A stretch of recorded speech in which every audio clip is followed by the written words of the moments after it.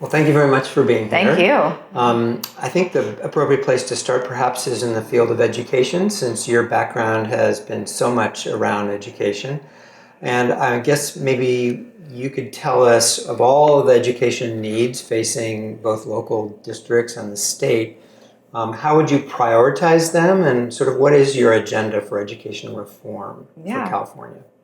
Thank you. Of course, I do love that question. So, bottom line is California has to move from the bottom 10 in funding to the top 10 in funding. We have the 5th largest economy in the world, and our public education system needs to help fuel that. And I think, so I've been involved at the state level for the last 5.5 years as the CEO of an education nonprofit. And prior to that, as a school board member, where I spent a lot of time, not just locally, but also at the state level, doing a lot of advocacy, testifying at hearings upon request, and serving on 2 education advisory committees for Assemblymember Rich Gordon and Assemblymember Kevin Mullen. So I've been trying to figure this whole puzzle out for quite some time. And, funding has to be, in my opinion, our number one priority. How we do that, there's a variety of different ways, but we need more money in the system. And so we have a ballot measure that is qualified and a revised one that they're gathering signatures for. They'll close the corporate property tax loophole on Prop 13. I am supporting that.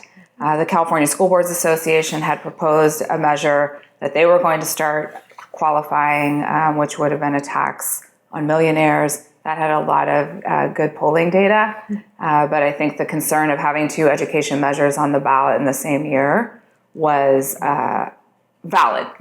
And what I think the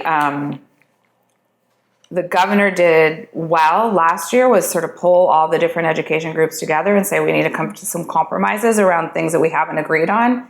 And to me, I've made that commitment to all of the education groups in Sacramento. I know them all from working with them over the last 5.5 years, and I've said, I'd love to continue to see how we can find places where we agree, recognizing there are going to be places we don't agree, but let's all agree on some things. And I'll just continue that to say that one of the projects that we worked on last spring with a diverse set of stakeholders, co-chaired by the California Teachers Association and the California Administrators Association, with the Charter Schools Association at the table, and a variety of other education advocates, was the California Education GPS. And that was a set of 8 policy recommendations. Actually, it was in 2018 because it was the election year. So we knew there was going to be a new governor. We knew there were going to be a lot of new legislators who hadn't lived through all of the policy changes we've made in public education over the last now 10 years. But we wanted to sort of say, you guys, we think you're on the right track. There's more work to be done, but let's not throw everything out and start trying everything new. So we have a new funding system. It needs tweaks, but let's work on the tweaks. We have new standards and assessments.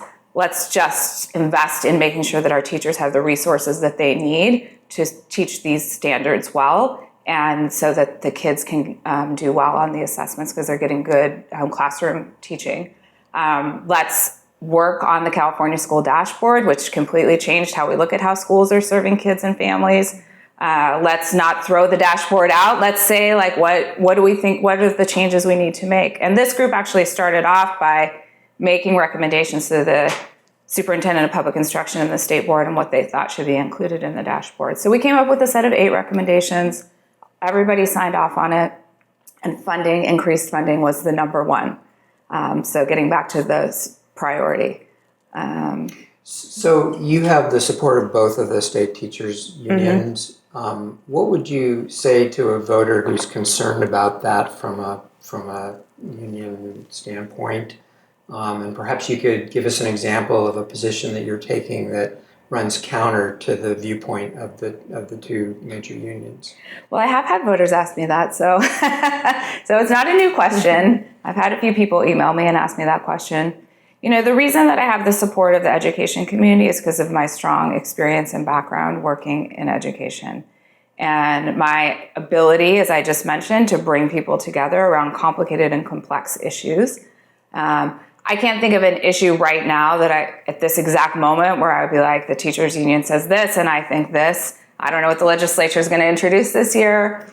But I think the teachers know, and the education community in Sacramento knows, that I have a deep understanding of education policy. I have a history of working through complicated issues. I have an ability to bring the different groups together. And that we may not always agree on every single thing. I mean, I was a school board member for 10 years, so certainly we made decisions in the Redwood City School District. I served during the recession. So we made some decisions that, well, they weren't good decisions for kids and teachers, but they were the decisions we needed to make to keep our district solvent. And I think people know that they can come and they can talk to me, they can express their opinion, and I will certainly take it into account as I'm making my decisions. And hopefully I'll be serving on the education committee, so I'll have an opportunity to be sitting through hearings and having input as things are moving forward, and to have conversations with people about their concerns or excitement about any new proposed legislation. Great. So speaking of other complicated issues, let's talk about housing. Complicated? Compared to education, maybe not. No, it is. So SB 50 drew a lot of attention last year Yeah. and continues on. If you were in the Senate now, how would you be trying to shape that legislation? Well, thank you for that question, because I actually helped shape the revised SB 50 that Senator Weiner has introduced. So last year, so I serve on Who a... is supporting you, by the way? Yeah, he is supporting me. That's correct. Last year, I sit on a committee in San Mateo County called the City County Association of Governments. For anybody who's watching this that may not know what that is, it is each of the cities in San Mateo County is a member. It's our transportation management agency, and the county's a member as well. They have some subcommittees. I've been appointed to the legislative subcommittee. So we went, we go to Sacramento and we lobby, and our request of the senator at that time and our legislators was twofold. One, give cities the opportunity to do their own transit-oriented development plans that meet the goals of SB 50. And two, don't exempt small counties. Because if we're going to build 3.5 million new homes, everybody needs to contribute in some way. Maybe it looks a little bit different, and a lot of the smaller counties are not going to have the transit, so they're going to be exempted from those transit provisions. But we felt like everybody needed to pull their weight. So I continued to work with the senator throughout the year. It was actually my response to another newspaper when they asked us about what did we think about SB 50. So he has included those provisions in this revised SB 50. As well as some other provisions that I didn't ask for, but I think are great, including an affordability requirement, community preference requirement, which means that if you're building affordable housing and there are families who are housing insecure within a half-a-mile radius of this new affordable housing, those families would get preference for the new affordable housing, recognizing that sometimes when we build affordable housing, we have people from out of state who are applying, they meet the income requirements, but they don't currently live in California. So in some ways, they're displacing our current low-income families who might otherwise have access because it's just kind of like a lottery system, right? So I love this community preference because it avoids the gentrification challenges that we might have. It really keeps our communities together, keeps families in community when we're worried about losing them. And so I thought that was a really great addition. That's assuming you can build the affordable housing. So how would you pay for that? Well, I mean, there's a variety of different ways that we pay for affordable housing, right? So there's federal tax credits, there's state tax credits. It's not creating anything like what we need. I mean, do you not feel like there's a need for much more financial support? Oh, certainly I do. Yes, I certainly do. And I appreciate the steps that the governor and the legislature took in the last year to put money into making it possible to fund affordable housing. I do think one of the areas that is, we talk all the time about the missing middle, so that moderate income level, people who are making too much to qualify for low income housing. It's very hard to get financing for that type of housing. So I do think that one of the things the legislature could do is set aside some money that's specifically for that level of housing, as well as continuing to support and invest in low income, very low income, extremely low income housing. In Redwood City, we have passed a requirement for 20% affordable in all new multifamily developments. And an interesting piece of that is, so we have 5% moderate, 10% low income, and then 5% very low. You can have a little bit of flexibility. So if you're building a lot of very low income, then or all very low, then you can request to go to 15%. But our goal was to get a mix of income levels. But what interesting thing that happened is we had a developer come to us shortly after we passed this ordinance. We approved the project. It was going to be a market rate with the 20% affordable. We approved it. They came back to us and said, actually, we'd like to do 100% affordable. Can the city help us with financing? And we have had some innovative ways, I think, of creating an affordable housing fund, including a tax on our short-term rentals, so our Airbnb and VRBOs. They now pay a transit occupancy tax like you would pay at a hotel. And that money goes into our affordable housing fund. And so we were able to contribute some money to this new, now what's going to be 100% affordable housing by the developer that was originally going to be market and affordable. What is that project? Who the developer's Rome. I'm trying to remember how many units it is. I can't remember off the top of my head, but. And where is it going to be? It's going to be actually right off of Veterans, so right close walking distance to our downtown.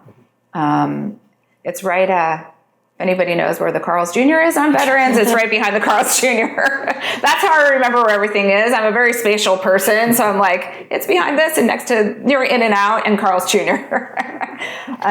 So it's in a great location, actually. It's a really nice location. So I understand that you support the version of SB 50 that is now amended and being considered. Did you also support the original bill in the first session? No, I didn't, because I was requesting those two amendments. So once those you're amendments, a convert because of those amendments. Well, I like to think of it, I've helped shape it, and when you help shape something and you request some changes and those changes are included, I think it's important to support something. Yeah. So I didn't convert, the bill converted. One of the drivers of the housing shortage is, of course, job growth outpacing housing construction. And a number of people are talking about what's the responsibility of companies to be providing housing. So what do you see a linkage there, and do you see the state being able to affect change there?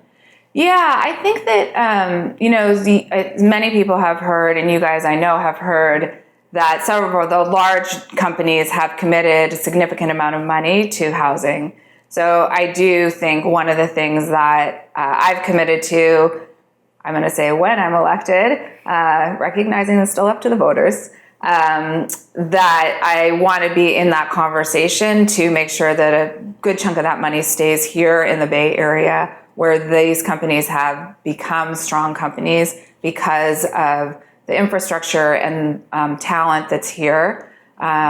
So want to make sure that we can continue to keep our diverse communities that we have up and down the peninsula. And to your point, that's going to require more housing and their contribution to that. So I don't want to see housing built with that money in different parts of the state. I want to see the majority of it built here. And I think, one of the things you can do as an elected official is convene and be a leader and advocate for your community. And so that's one of the pieces that I'm committed to as a senator. Yeah, and so do you see the process being more of sort of carrots rather than sticks when working with For the moment, yes. I think they're all recognizing that if something isn't done, it's going to be hard for them to attract talent. I mean, there's a relatively new law firm in downtown Redwood City. They've been there for about a year, large firm that has offices all over the country. And I was talking to the managing partner, and she was saying,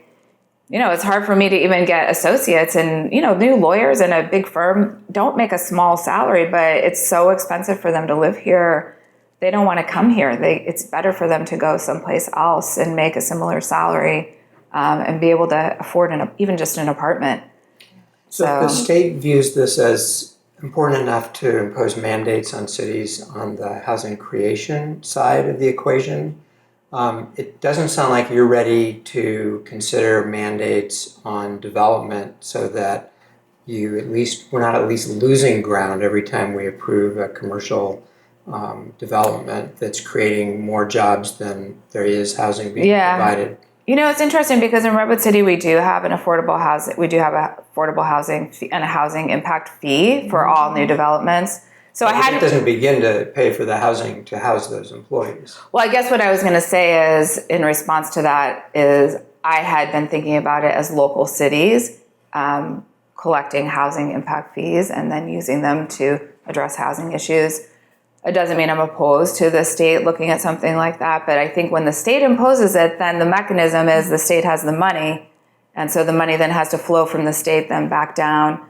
So keeping it closer to home, in my opinion, is better if we can do it. But I wouldn't rule it out. Moving on to a related topic, which is homelessness. So the governor and many leaders are talking about different ideas for how do we solve this problem, from the emergency shelters to paying people's rent so that they're not evicted. What is one proposal that you feel very strongly about, that this is going in the right direction? And are there any that you think the money may be better spent not pursuing that direction? Well, as we know, the governor just declared all surplus state land to be available for homeless services. I think that's a good step. I do think, though, and has allocated a significant amount of money. But I do think one thing that we can learn sometimes from other states, and Utah for 15 years had a housing first policy, and they invested in it. They got people into housing. I actually my very first job in nonprofits was working in an organization that served homeless women and their children. So I started my career in this.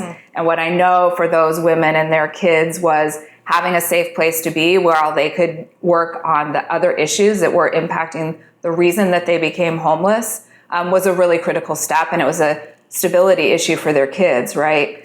So I think I would love to see California adopt a housing first policy as well and invest in it. So we get people into housing. I know, by the way, it's not like everybody who's homeless is going to be like, yes, thank you so much for giving me a place to live. I'm all ready and willing to go in there. But to make a concerted effort to get people into a safe place, so then whatever the reason they became homeless, because we know people become homeless for so many different reasons, whether it's somebody who you just mentioned who may have just lost their job and so they can't pay their rent, so they get evicted. It's someone who's recently out of prison or jail. It's somebody who's a victim of domestic violence or survivor of domestic violence. It's someone who has mental health issues. All of these things might be a reason why somebody is homeless. So if we can give them a home, help them be safe. I just visited on Monday one of Life Moves shelters in San Mateo, which has a mix of sizes of homes, and so a mix of people who are in there. And one of the things they talked about is as people are in there, they're able to also help them with saving. So they help them with jobs, and then once they start getting a paycheck, they also help them with saving.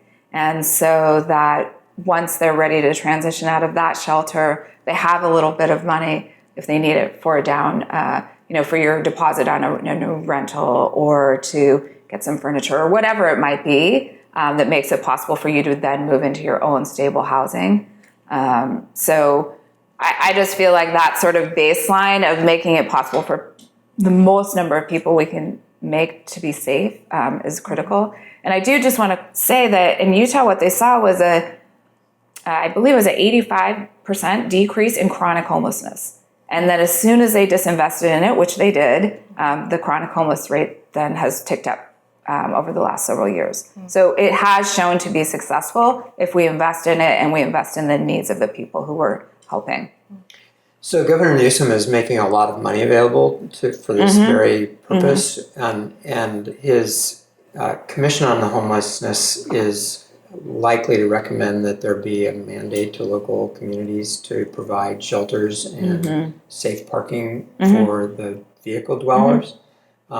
Would you support that sort of a mandate? Well, in Redwood City, we're actually working on a safe parking initiative right now. We have an ad hoc committee of two of my colleagues on council who've been reaching out. We have a lot of RV dwellers in Redwood City, and they are in multiple different places. Well, throughout this Senate district. Yes, throughout the Senate district, but we have a very large number in Redwood City right now. I think as we've seen other cities ban overnight parking of RVs, they've moved. Migrate. Yeah. So we've been working on, with our Housing and Human Concerns Committee, with our ad hoc committee, and with some nonprofit partners, an effort to find some safe parking for our people who are living in RVs. I think if the state's going to mandate it, that it's going to need to make sure that it provides some funding and some mechanisms for cities to do that. You know, I think this is a challenge with state mandates. State mandates something, they don't put funding behind it. So we all at the local level who are elected talk about unfunded mandates. We had it in education, we have it as cities. So I'm not opposed to it as long as the state's going to come in with the money that's going to make it possible. And also, I think, cities are going to need technical assistance and support. And not every city has the capacity to do that just with the current staffing that they have. They also may not have the space. Not every city has a parking lot or a parking area where RVs can go. So that might force them to partner then with a neighboring city. Well, that's as a city that is taking action on this, you don't want to be in a position where you're drawing more homeless or vehicle dwellers in this case to your city just because you've progressively tried to deal with the problem. So I think that's the advantage of this of a state effort, is that it spreads the response across the region. Yeah, I agree. And I've actually talked about this sort of coordinated. Even though we're all these individual cities, we're regional. So people don't notice when they drive through from Palo Alto to Mountain View or from Palo Alto to Menlo Park or whatever. They just keep driving right on El Camino or whatever street they're on. So I completely agree with you. I really strongly support regional coordination around a whole variety of these issues. It's kind of like sea level rise, If you put up a hard wall, the water still has to go somewhere, so it's going to go someplace else. And so it's the same kind of thing with this. If we can partner together to figure it out, as I said, not every city is equipped to do that. That's fine. And I've talked about this with housing as well. With our regional housing needs allocation, if we could come up with a way for cities to maybe pay if another city wanted to build housing to meet their housing needs, but it doesn't make so much sense in one city, but they're willing to contribute to building housing in another city. I think those are some opportunities that meet the complex needs that we have, and then give people some ability to negotiate and work together. And it actually, to your point, it kind of forces us to work together and makes us think about, okay, I've got these neighbors around me. Let's figure out how we're going to solve this problem together. We don't have a lot of time left, so we're going to try to accelerate. Sorry, I can talk for so long on these policy issues. I'll try to be shorter. Okay, we'll move on to the criminal justice issue. So in Palo Alto, as many cities around here, people are concerned about increases in auto break-ins, auto thefts, as a result, in part of Prop 47. So when you look at that prop and the effects of that with the savings in the prison system at the same time, are you in favor of this initiative that's going to be on the November ballot to roll back some of those reforms that were instituted?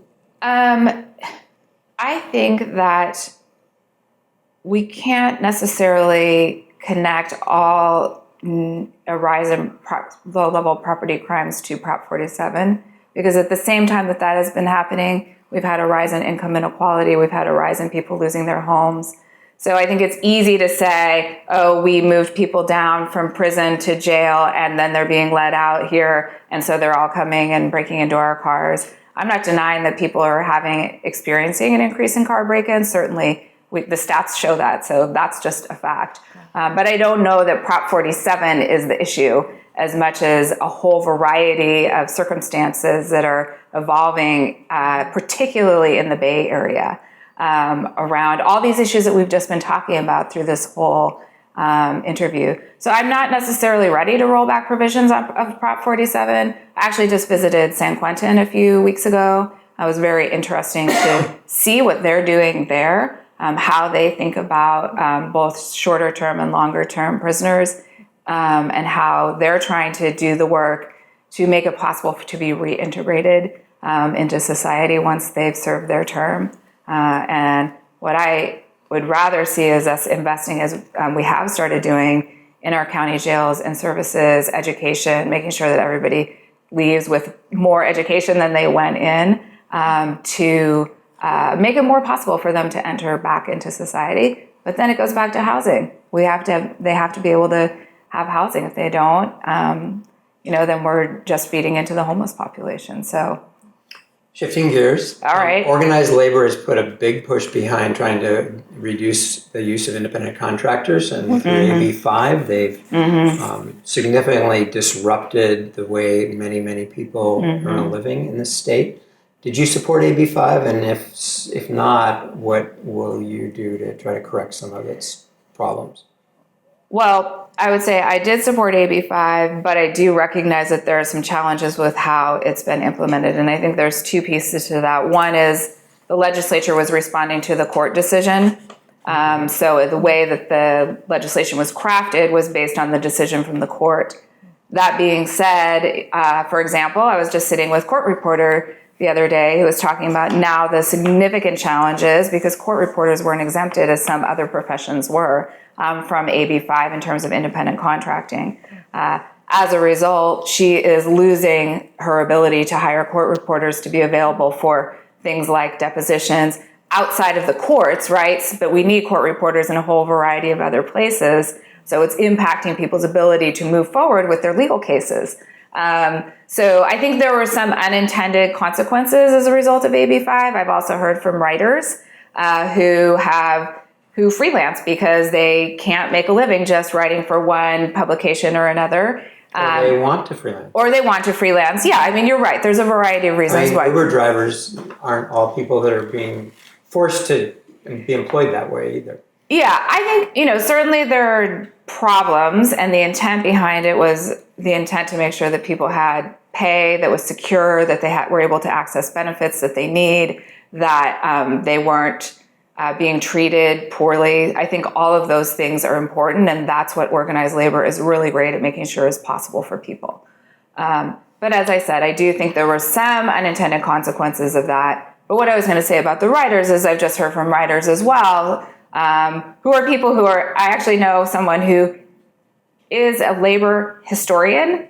She is also a freelance writer, and she's very upset because she's like, I can't get any more, freelance gigs because of AB5. But she is someone who on the natural would support that very much so. So I think there's some work to be done to go back and see what can be remedied so that we're not having these unintended impacts. And I think that happens all the time with policy. We pass policies, whether it's at the local level or at the state level. We think we're going to be doing this one thing with it, and we do that thing, but then we also do all these other things that we didn't consider. And so we have to be willing to take a step back, hear from people who are being impacted, and say, like, okay, we were trying to do this thing. We need to make some changes now. Let's go back and fix these issues that we didn't anticipate when we passed a policy. And I think that's a value in having served locally, because we've had to do it locally. And so I'm totally willing to do it at the state level too. Switching gears then to utilities. What's your opinion on what should be done with PG&E? Should it be taken over by the state or?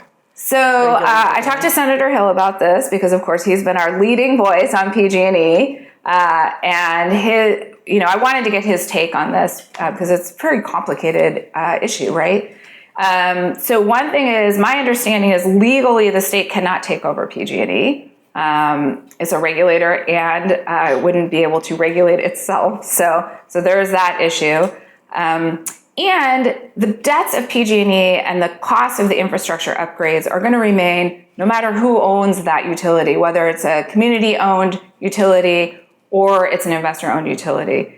So I think the bigger issue that we need to be asking is not who owns it, but how are we going to make the investments and the infrastructure upgrades that need to be made? How do we avoid the power safety shutoffs that have caused havoc in all of the PG&E service areas? How do we look at microgrids and other technologies that have been invested in by other utilities so that the massive negative impacts that we've seen over the last several years from PG&E are mitigated and reduced to as close to zero as you can get. I mean, there's always some risk, but And maybe part of that is not guaranteeing them their 10% return on investment. Mm-hmm. But again, you take away that, then do you discourage investment in PG&E so that they don't have the money that they need to do the stuff that I just all talked about? So I think it's a process. I haven't come down on one way or the other to solve it. I want to continue to obviously monitor it. Certainly willing to take up the mantle to advocate for our communities around safety, around our energy delivery, as well as reducing the carbon emissions of our energy delivery. But I'm not totally convinced yet that a community-owned PG&E is the right step to solve the problems that need to be solved. Okay, let's squeeze in just a couple more. Okay. Carbon tax, do you support a carbon tax in California? Yeah. And do you support reducing the cannabis tax? Yeah, actually, I think that what we have done is make it harder for illegal cannabis operations to come into the legal realm by our taxing structure. Right. So I'm a public health person by background. So you said education, yes, but before that, I have a master's in public health. So I look at it from a public health perspective. The more that we can bring the cannabis trade into the legal realm and monitor its safety and do all that, it's highly regulated and highly tested right now, so much so that it's very discouraging for anybody who wants to come into the legal realm. So I definitely think we need to make some revisions so that it is more possible, keep it out of the hands of the people that we want to keep it out of the hands of, and then make it available to adults. Yeah. The state's $400 billion unfunded pension liability. Just that small Just thing. a quick question. Quick answer. Super quick answer on pension liabilities. What's your question? Sorry. The question is whether or not the state's doing enough to be paying that down now so that it's not on our children and children's children's. No, I do think the state needs to be investing more in our pension liabilities, particularly as a local elected official. I was a school board member when Governor Brown balance the budget by shifting the pension costs down to school districts, cities, and employees. Employees are paying significantly more than they were paying before, as are cities and school districts, and presumably counties that don't have their own pension system. So that shift has created, along with the requirement that we move towards 100% funding of our pension system, has just created havoc for all of us in local government. I do believe it's the responsibility of the state to come back in and fund what it took away. So I just saw that the LAO released a recommendation on the governor's budget that instead of creating new programs for education, then instead of creating new programs that the state continue to help pay down the pension liabilities at the state level and the state teachers' retirement system and the public employees' retirement system. They made a one-time contribution last year. The state's still in a good budget place, and so I really strongly believe that as much as I love many of the proposals in the governor's budget, because there's a lot of things I've been working on for a long time, but I really believe the state has a responsibility to come back in and help fill that debt so that it's not all on local governments and local employees to backfill what the state was paying before. Will the teachers union support that as opposed to money available for other purposes? Well, it wouldn't it's an be interesting dilemma for the teachers. Well, it wouldn't be in the ongoing funds. So the increases to Prop 98 will still be there. It's in the one-time uses. Right. I mean, one of the things the governor proposed is a significant amount of money for teacher recruitment and training. I fully support that. My daughter just became a 7th grade math and science teacher, and I've worked with teachers for so many years. We need the teacher recruitment and training, but we also need to make it possible for school districts to stay solvent so that they're not diverting all of their funds to pension liabilities and they're using it for the current teachers and students who are there while maintaining their obligations and commitments to the teachers who've been through the system. And same goes for city workers and anybody else who's in a pension system. We made a commitment to them, so I'm not suggesting we don't honor that. Just think the state has some responsibility in that. So we begin and end on education. So yeah, thank you, Shelly perfect. Masur, for coming in. Thank you so much.